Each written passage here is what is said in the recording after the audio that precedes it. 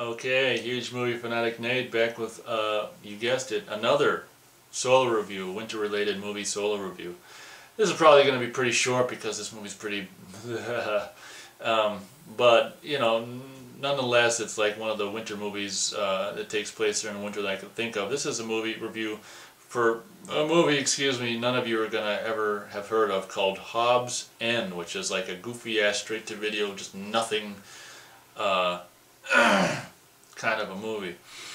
Now this movie features a pretty cute and attractive woman who I looked her up, and this is the only movie she's been in, which is kind of, I don't know, it's always interesting to me when someone, especially if if they were a lead in this kind of no-budget B movie and then they've never done anything else.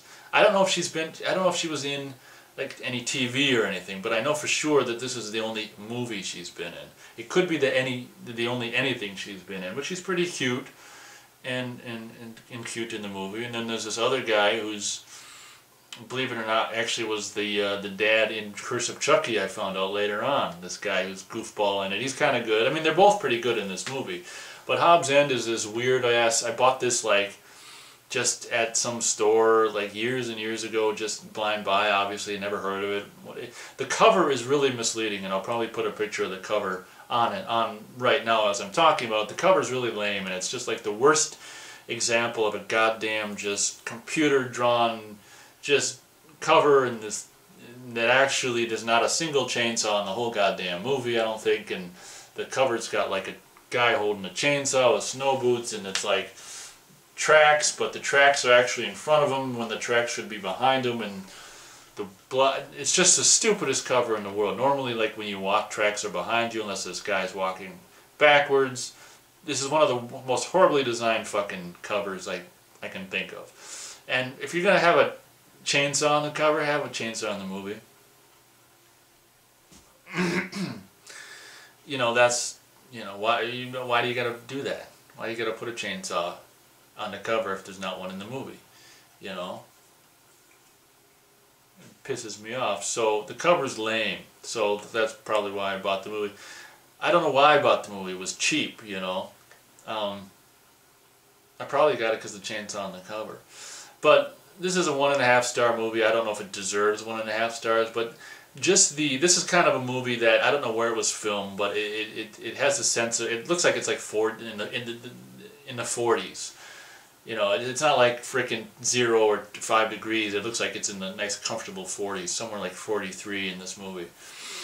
And this movie's just interesting in the aspect that it's just this low budget movie that just pretty much takes place in this one house, and it makes you wonder, like, I don't know, who the hell made this and why, and I don't know. It's just such a weird movie. Basically, this woman's like a widow, and I watched this within the last month or so, and I kind of forgot it, but it's pretty forgettable. This woman's a widow, and then her girlfriend's trying to set her up with some guy who you hear about, but you never see him, and then this guy shows up who says he's him, but at the same time we've heard radio reports that there's an escaped mental patient, and then there's this mysterious guy in a slicker, like in boots, stalking around, and I can't remember if we ever find out who the hell that is. I'm sure we do, but I can't remember who it was. So spoiler, I'm going to completely spoil this movie. So basically, this goofy guy who ends up being in Curse of Chucky as the dad, this goofy guy shows up at her house who's pretending to be the guy her girlfriend said she would set her up with. Oh, this is so difficult. I don't know how he knows the name of that guy. He must have met her and got the information from her. I don't know if she killed her or not, but anyway, to make a long story short, this guy is actually the mental patient and not the guy. I don't know what happened to the real guy, if he just never showed up or whatever. So this guy's got like at least two personalities. I don't know if I can really even... This movie basically exists for, I don't know, 80, 90 minutes and doesn't really do anything. The 1.5 stars is just for, I guess she's really cute to look at, and I kind of like the setting of the tranquil winter house setting, but the movie's mostly just crap. I don't know. Maybe it's more like 1 1/4 star than 1.5. Probably more like, why don't I just reduce it to 1 1/4 star?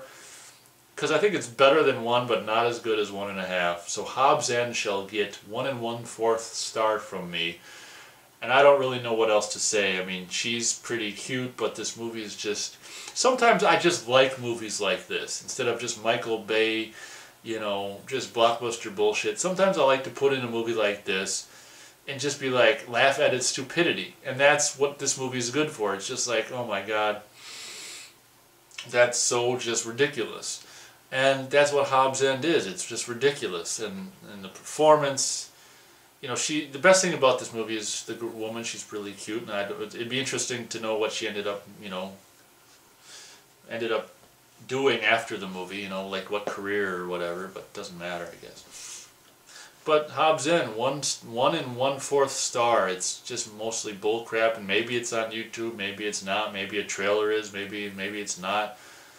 But mostly just crap, and it's so funny because I think someone gets killed. I don't think we ever see anyone get killed. We find some body of some old guy, but it's not actually a body. It's almost like it's just legs or arms or something, and they do this weird dissolve to the guy, because we'd seen him before, her talking to him, and we do this really quick dissolving back to him like talking in that scene, just so we make sure the viewer knows who that's supposed to be, because we don't see who it is. We just see either his arms or legs or something, and it's just a sloppily made movie. 1 1/4 star. I don't know why I'm not still talking about it.